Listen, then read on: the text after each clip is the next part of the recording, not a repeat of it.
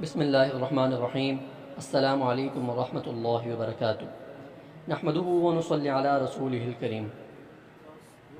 ایک عجیب واقعہ اور بہت ہی خوبصورت۔ حضرت عبداللہ بن مبارک رحمہ اللہ فرماتے ہیں کہ ایک مرتبہ میں حج کے لیے گیا تو ایک سفر سے راستے میں نے ایک بوڑھی عورت کو بیٹھے ہوئے دیکھا۔ اس نے اون کی قمیض پہنی ہوئی تھی اور اون ہی کی چادر اوڑھی ہوئی تھی۔ میں نے اسے سلام کیا تو اس نے جواب میں کہا سلام قولا من رب الرحیم۔ میں نے پوچھا اللہ تم پر رحم کرے، یہاں کیا کر رہی ہو؟ تو کہنے لگی ومن یضلل اللہ فلا ہادی لہ، جسے اللہ گمراہ کر دے اس کا کوئی رہنما نہیں ہوتا۔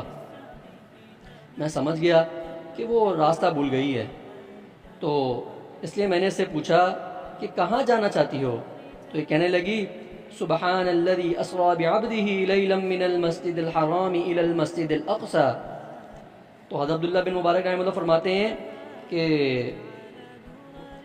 میں سمجھ گیا اس کی بات کہ پاک ہے وہ ذات جو اپنے بندے کو رات کے وقت مسجد حرام سے مسجد اقصی تک لے گئی۔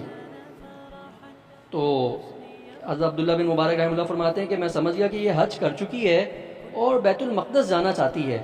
میں نے اس سے پوچھا کب سے یہاں بیٹھی ہو؟ تو کہنے لگی ثلاث لیال سویہ، پوری 3 راتیں۔ تو عبداللہ بن مبارک رحمہ اللہ فرماتے ہیں کہ میں نے کہا تمہارے پاس کچھ کھانا وغیرہ نظر نہیں آ رہا، کھاتی کیا ہو؟ تو اس نے جواب دیا هو یطعمنی ویسقین، وہ اللہ مجھے کھلاتا پلاتا ہے۔ میں نے پوچھا وضو کس چیز سے کرتی ہو؟ کہنے لگی فیتیمموا صعیدا طیبا، پاک مٹی سے تیمم کر لو۔ میں نے کہا میرے پاس کچھ کھانا ہے، کھاؤ گی؟ جواب میں اس نے کہا اطم الصیام الی اللیل، رات تک روزوں کو پورا کرو۔ میں نے کہا یہ رمضان کا تو زمانہ نہیں ہے۔ تو بولی ومن تطوع خیرا فإن اللہ شاکر علیم، اور جو بھلائی کے ساتھ نفلی عبادت کرے تو اللہ شکر کرنے والا اور جاننے والا ہے۔ یہاں میں آپ کو ایک بات بتا دوں کہ یہ جو عربی عبارت پڑھی جا رہی ہے یہ صرف عربی کے الفاظ نہیں ہیں، یہ قرآن کی آیات ہیں۔ یہ عورت جو ہے جب حضرت عبداللہ بن مبارک رحمہ اللہ جب اس سے کوئی بات کرتے تو یہ جو ہے باتوں کا جواب قرآن سے دے رہی تھی۔ اللہ اکبر! کیا کبھی ہم نے ایسا کوئی تذکرہ کسی سے سنا کہ کوئی بندہ جواب دیتا ہو تو قرآن کی زبان میں اور قرآن کی آیات پڑھ پڑھ کے جواب دیتا ہو؟ اللہ اکبر! تو حضرت عبداللہ بن مبارک رحمہ اللہ جو بھی اس سے سوال کرتے تو یہ آگے سے آیت پڑھتی، یعنی جواب بالکل وہی دیتی لیکن آیت کے ساتھ دیتی۔ کیا زبردست بات ہے!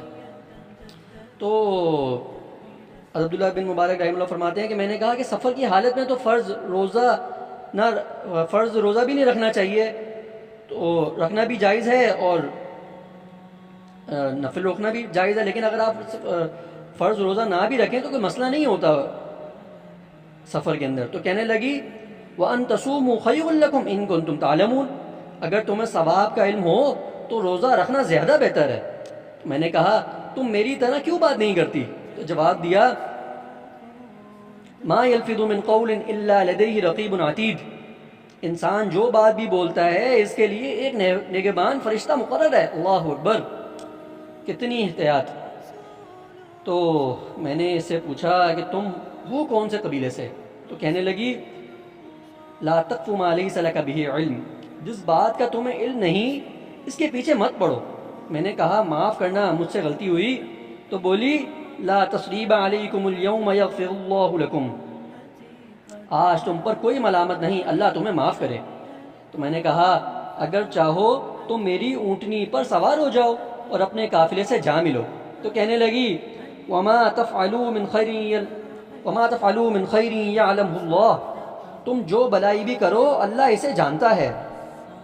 یعنی مطلب یہ تھا کہ ہاں ٹھیک ہے کہ میں تمہارے ساتھ بیٹھ جاتی ہوں کہ تم جو بھی بلائی کر رہے ہو تو اللہ اسے جانتا ہے اور میں تمہارے ساتھ جانے کے لیے تیار ہوں۔ تو میں نے یہ سن کر اپنی اونٹنی کو بٹھایا، مگر جیسے اگر وہ بیٹھنے لگی تو جو اونٹنی تھی وہ بھاگنے لگی۔ تو اور عورت نے بولا کل للمؤمنین یغضوا من ابصارہم، جیسی وہ بیٹھنے لگی تو اس عورت نے بولا کل المؤمنین یغضوا من ابصارہم، مومنوں سے کہہ دیجئے کہ وہ اپنی نگاہیں نیچی رکھیں۔ تو میں نے اپنی نگاہیں نیچی کر لیں اور اس سے کہا سوار ہو جاؤ، لیکن جب وہ سوار ہونے لگی تو اچانک اونٹنی جو ہے وہ بھاگنے لگی، اور اس کو اونٹنی کو پکڑنے میں اس کے کپڑے تھوڑے سے پھٹ گئے۔ تو اس پر وہ بولی ما اصابکم من مصیبت فبما کسبت ایدیکم، تمہیں جو بھی کوئی مصیبت پہنچتی ہے وہ تمہارے اعمال کے سبب ہوتی ہے۔ میں نے کہا ذرا ٹھہرو، میں اونٹنی کو باندھ دوں پھر تم سوار ہو جانا۔ تو وہ بولی ففہمناہا سلیمان، ہم نے اس مسئلے کا حل سلیمان علیہ السلام کو سمجھا دیا۔ تو میں نے اونٹنی کو باندھا اور اس سے کہا اب سوار ہو جاؤ، وہ سوار ہو گئی اور یہ سب آیات پڑھی، سبحان الذی سخر لنا ھذا وما كنا له مقرنین وانا الی ربنا لمنقلبون، پاک ہے وہ ذات جس نے اس سواری کو ہمارے لیے رام کر دیا اور ہم اس کو رام کرنے والے نہیں تھے، اور بلا شبہ ہم سب اپنے پروردگار کی طرف لوٹنے والے ہیں۔ میں نے اونٹنی کی جو لگام ہوتی ہے، جو مہار ہوتی ہے، وہ پکڑی اور چل پڑا۔ میں بہت تیز دوڑا جا رہا تھا اور ساتھ ہی زور سے چیخ کر اونٹنی کو ہنکانے کی بھی کوشش کر رہا تھا۔ یہ دیکھ کر وہ بولی بقصد فی مشیک وغضض من صوتک، اپنے چلنے میں اعتدال سے کام لو اور اپنی آواز پست رکھو، یعنی اتنا بھاگو نہیں اور اتنا چیخو بھی نہیں کہ اونٹنی جو ہے وہ زیادہ بھگانے کی کوشش نہیں کرو۔ تو میں نے جب یہ بات سنی تو میں پھر آہستہ چلنے لگا اور کچھ اشعار ترنم سے پڑھنے شروع کر دیے۔ اس پر اس نے کہا اللہ اکبر، بات سننے کی ہے کہ فَقْرَؤُوا مَا تَيَسَّرَ مِنَ الْقُرْآنِ، قرآن میں سے جتنا حصہ پڑھ سکتے ہو وہ پڑھو۔ میں نے کہا تمہیں اللہ کی طرف سے بڑی نیکیوں سے نوازا گیا ہے۔ بولی وَمَا يَذَّكَّرُ إِلَّا أُولُو الْأَلْبَابِ، صرف عقل والے ہی نصیحت حاصل کرتے ہیں۔ کچھ دیر خاموش رہنے کے بعد میں نے اس سے پوچھا تمہارا کوئی شوہر ہے؟ بولی لا تسألوا عن اشیاء ان تبد لکم تسوکم، ایسی چیزوں کے بارے میں مت پوچھو جو اگر تم پر ظاہر کر دی جائیں تو تمہیں بری لگیں۔ اب میں خاموش ہو گیا اور جب تک قافلہ نہیں مل گیا میں نے اس سے کوئی بات نہیں کری۔ جب قافلہ سامنے آیا تو میں نے اس سے کہا یہ قافلہ سامنے آ گیا ہے، اس میں تمہارا کوئی ہے؟ تو کہنے لگی المال والبنون زینت الحیات الدنیا، مال اور بیٹے دنیاوی زندگی کی زینت ہیں۔ میں سمجھ گیا کہ قافلے میں اس کے بیٹے موجود ہیں۔ میں نے پوچھا قافلے میں ان کا کیا کام ہے؟ تو بولی وعلامات وبالنجم هم يهتدون، علامتیں ہیں اور ستارے ہی سے وہ راستہ معلوم کرتے ہیں۔ میں سمجھ گیا کہ اس کے بیٹے قافلے کے رہبر ہیں، چنانچہ میں اسے لے کر خیمے کے پاس پہنچ گیا اور پوچھا یہ خیمے آ گئے ہیں، اب بتاؤ تمہارا بیٹا کون ہے؟ کہنے لگی واتخذ اللہ ابراہیم خلیلا وکلم اللہ موسیٰ تکلیما یا یحییٰ خذ الکتاب بقوہ۔ یہ سن کر میں نے آواز دی یا ابراہیم یا موسیٰ یا یحییٰ۔ تھوڑی سی دیر میں چند نوجوان جو چاند کی طرح خوبصورت تھے میرے سامنے آ کھڑے ہوئے۔ جب ہم سب اطمینان سے بیٹھ گئے تو اس عورت نے اپنے بیٹوں سے کہا فَبَعَثُوا أَحَدَكُمْ بِوَرِكِكُمْ هَٰذِهِ إِلَى الْمَدِينَةِ فَلْيَنظُرْ أَيُّهَا أَزْكَىٰ طَعَامًا فَلْيَأْتِكُمْ بِرِزْقٍ مِّنْهُ، اب اپنے میں سے کسی کو یہ روپے دے کر شہر کی طرف بھیجو، پھر وہ تحقیق کرے کہ کون سا کھانا زیادہ پاکیزہ ہے، سو اس میں سے تمہارے پاس سے کچھ کھانا لے آئے۔